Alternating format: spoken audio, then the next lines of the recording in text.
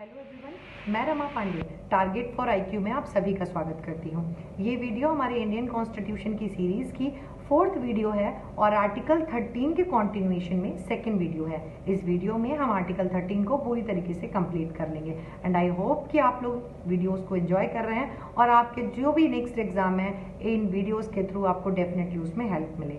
Article 13 में हमने देखा कि either the pre constitutional laws or the post constitutional laws are in contravention of the fundamental right, then that portion or that law shall be void in the contravention of the fundamental right। ठीक है भाई, हमने समझ लिया। So all the laws either pre constitutional और post constitutional.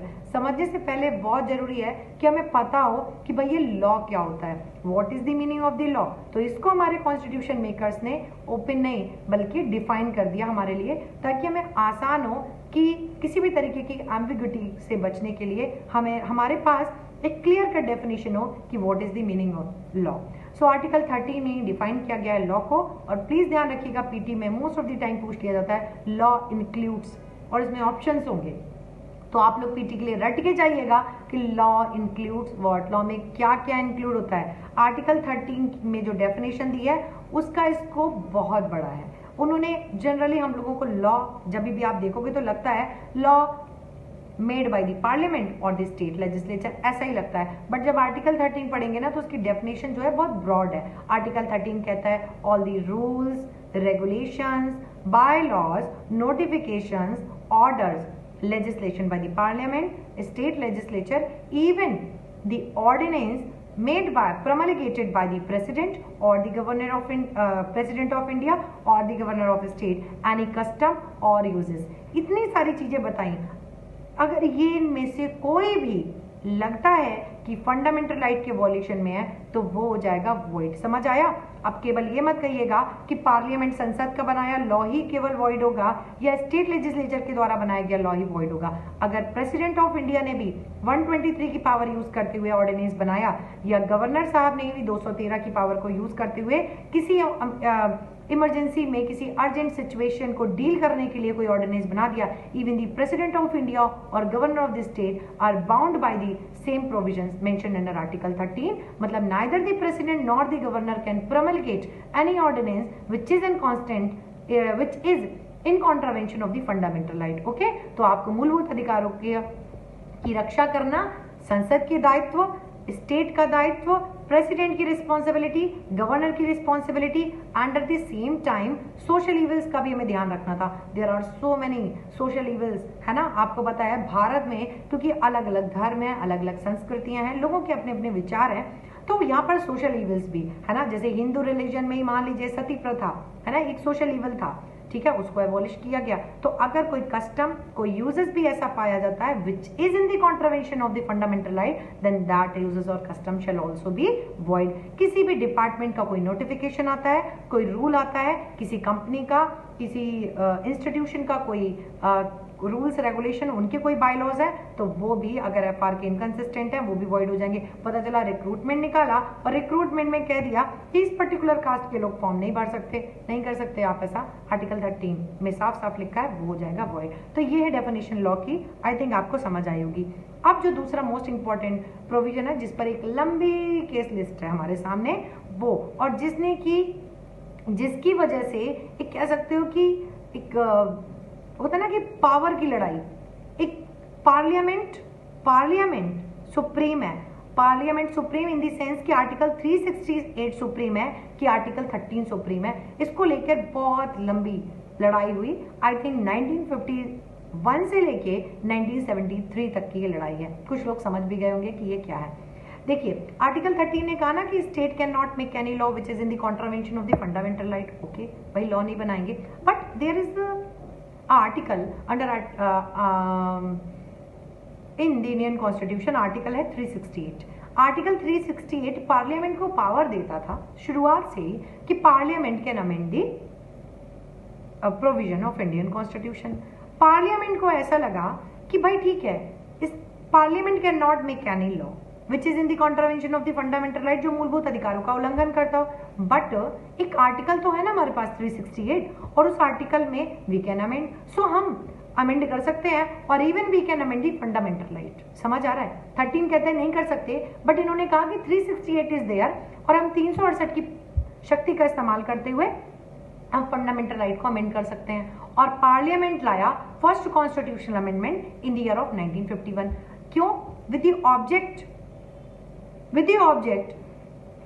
The object that certain land reforms, है ना, उन्हें लगा कि कुछ लैंड रिफॉर्म करने हैं, हमको एग्रीकल्चरल रिफॉर्म करने हैं, ठीक है, जमींदारी सिस्टम को खत्म करना है, तो फर्स्ट कॉन्स्टिट्यूशनल अमेंडमेंट लेके आए। That first constitutional amendment was challenge in the case of Shankari Prasad versus union of India in year of 1951।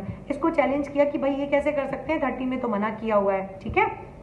Shankari प्रसाद ने कह दिया कि नहीं, the term law used under article 13, ठीक है, लॉ अलग चीज है, and law does not include constitutional amendment. और ये जो फर्स्ट कॉन्स्टिट्यूशनल अमेंडमेंट है, ये कॉन्स्टिट्यूशनल अमेंडमेंट के थ्रू किया गया है, तो ये इसकी उसमें नहीं आएगा। And parliament can amend the fundamental right bye the constitutional amendment, it is not the ordinary law. अब सुप्रीम कोर्ट ने कह दिया ओके। शंकरी के बाद ये मैटर गया, इसके बाद एक और केस आया, सज्जन सिंह के मामले वर्सेस स्टेट ऑफ राजस्थान के मामले में 1965 का मैटर है। इसमें भी सुप्रीम कोर्ट के सामने ऐसी ही बात आई।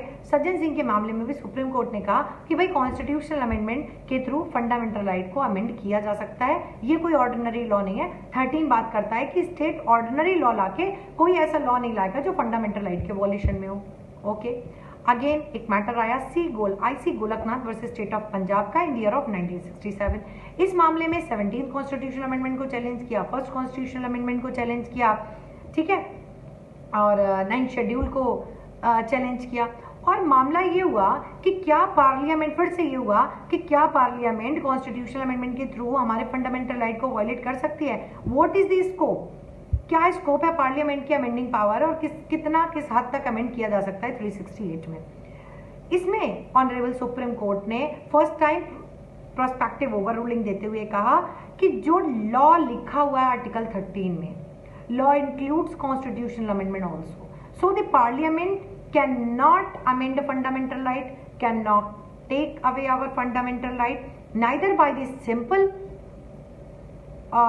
Law, simple legislation, nor by the constitutional amendment. Okay, तो ना तो आप साधारण विधि से कोई हमारे एफआर का उल्लंघन करेंगे, और ना ही आप हमारे कॉन्स्टिट्यूशनल अमेंडमेंट के थ्रू। ये बातें क्यों आ रही थी? ये इसलिए आ रही थी क्योंकि राइट टू प्रॉपर्टी जो फंडामेंटल राइट था, इसको फर्स्ट कॉन्स्टिट्यूशनल अमेंडमेंट करके खत्म कर दिया गया। State can take away the property for the welfare of state. Land reform के लिए स्टेट जो है प्रॉपर्टी ले सकती थी। तो ये सारे इश्यू आ रहे थे कि फंडामेंटल राइट कैसे वायलेट हो सकता है। तो आई.सी. गोलकनाथ ने कह दिया कि भाई नहीं कर सकते। अब देखिए, पार्लियामेंट तो बैठने वाला नहीं, पार्लियामेंट ने इस आई.सी. गोलकनाथ के जजमेंट को 1967 में जो दिया गया था, इसको ओवर रूल करने के लिए एक कॉन्स्टिट्यूशनल अमेंडमेंट लेके आए, और वो कॉन्स्टिट्यूशनल अमेंडमेंट है 24th constitutional amendment in the year of 1971। अब ये 24th कॉन्स्टिट्यूशनल अमेंडमेंट से इन्होंने आर्टिकल 368 में अमेंडमेंट किया, इन्होंने आर्टिकल 13 में क्लॉज ऐड कर दिया, क्लॉज 4। सो ध्यान रखिएगा PT, clause 4 inserted by the 24th constitutional amendment in the year of 1971। अब ये जब इन्होंने 4th ऐड किया, इसमें इन्होंने साफ, इनका इंटेंशन ये रहा कि जो भी कुछ आर्टिकल 13 में लिखा है ना कि state can not amend, take away or abridges away fundamental right, ये इसकी कोई भी बात कॉन्स्टिट्यूशनल अमेंडमेंट पर लागू नहीं होती है। इसका मतलब क्या हुआ? इसका इंप्रेशन ये हुआ कि आई.सी. गोलकनाथ का जजमेंट अब खत्म, अब हमारे पास प्रोविजन हो गया खुद से। हमने कह दिया कि आर्टिकल 30 में जो कुछ लिखा है वो कॉन्स्टिट्यूशनल अमेंडमेंट उसके दायरे में नहीं आता। मीन्स द पार्लियामेंट और state legislature can amend any part of the fundamental right bye the constitutional amendment. Okay, अब तो लिख दिया आई.सी. गोलकनाथ जी का जजमेंट हो गया ओवर रूल। मतलब ओवर रूल का मतलब अब ओवर रूल नहीं कह सकते क्योंकि सुप्रीम कोर्ट नहीं है, ये कह सकते हैं कि अब उसका जो वैल्यू था वो कम हो गया क्योंकि अब हमारे पास स्पेसिफिक प्रोविजन आ गया। ये 24th कॉन्स्टिट्यूशन और 368 में भी अमेंडमेंट किया। ये कॉन्स्टिट्यूशनल अमेंडमेंट चैलेंज किया गया Kesavananda Bharati versus state of Kerala के मामले में 1973 में। सुप्रीम कोर्ट ने कहा रुक जाइए, परेशान ना होइए, हम मानते हैं, we know you have the supreme authority to amend the constitution, but आप भी तो संविधान के दायरे में ही है ना। Parliament is not above the law ना, parliament should act according to the constitutional provision. Supreme court ने एक बैलेंस जजमेंट देते हुए पार्लियामेंट की सुप्रीमेसी, कि पार्लियामेंट का जो टसल चल रहा है ना कि no we are the supreme, we can make any law for the welfare of the state, supreme court ने कहा yes you can make any law but subject to the constitutional spirit, subject to the constitutional morality. और supreme court ने बहुत अच्छा judgement दिया 24 अप्रैल 1973 को। 13 जजेस constitutional bench थी वो, अभी तक की सबसे बड़ी कॉन्स्टिट्यूशनल बेंच थी वो। आपने बेसिक स्ट्रक्चर पढ़ा होगा, अगर मेरी वीडियो देखी होगी तो उसमें मैंने बहुत डिटेल में डिस्कशन किया है, अराउंड आधे घंटे का वो लेक्चर है। तो अगर आप लोग इससे सेटिस्फाइड नहीं हो, क्योंकि मैं ऑलरेडी वहाँ पे डिस्कस कर चुकी हूँ, इसलिए मैं बहुत डिटेल में नहीं जा रही हूँ, क्योंकि आप लोग का भी बिल्कुल नजदीक आपका पीटी है, आप लोगों के पास इतना टाइम नहीं है कि आप आधे आधे घंटे की वीडियोज देखें।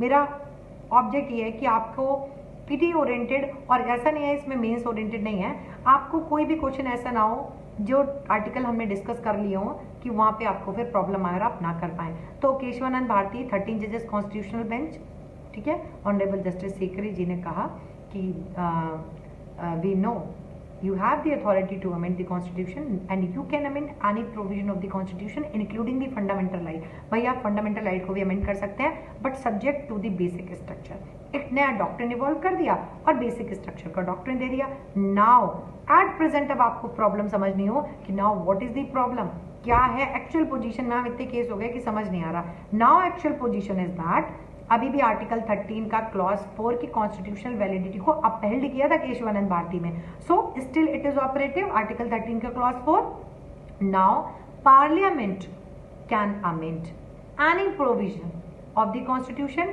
Parliament can amend the fundamental right guaranteed under part 3 but definitely subject to basic structure. आप फंडामेंटल राइट को अमेंड करिए लेकिन बेसिक स्ट्रक्चर को ध्यान में रखते हुए ही अमेंड कर सकते हैं। सो ये है।